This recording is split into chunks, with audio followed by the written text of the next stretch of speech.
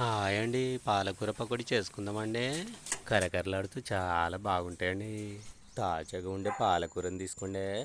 ఈ పాలకూరను చిన్న చిన్నగా కట్ చేసుకోవాలండి. కట్ చేసిన పాలకూరను శుభ్రంగా కడిగేసి పెట్టుకోండి. మరి పావు కిలో శనగపిండిని ఒక గిన్నెలో తీసుకోండి.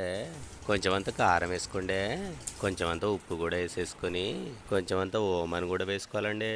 కొన్ని ధనియాలు కూడా వేసుకోండి.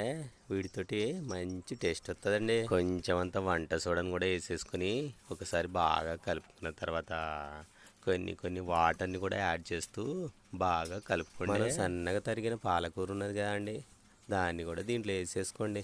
పాలకూర వేసేసిన తర్వాత కూడా పిండిని బాగా కలుపుకోవాలండి. ఒక ప్యాన్లో ఆయిల్ని వేడి చేసుకోండి. మనం కలుపుకున్న పిండిని వేడి వేడి ఆయిల్లో వేసుకోవాలండి. ఒక 2 నిమిషాలు హై ఫ్లేమ్లో కుక్ చేసుకోండి. మరో 2 నిమిషాలు మీడియం ఫ్లేమ్లో కూడా కుక్ చేసుకోవాలండి. మధ్య మధ్యలో కలుపుతూ ఉండండి.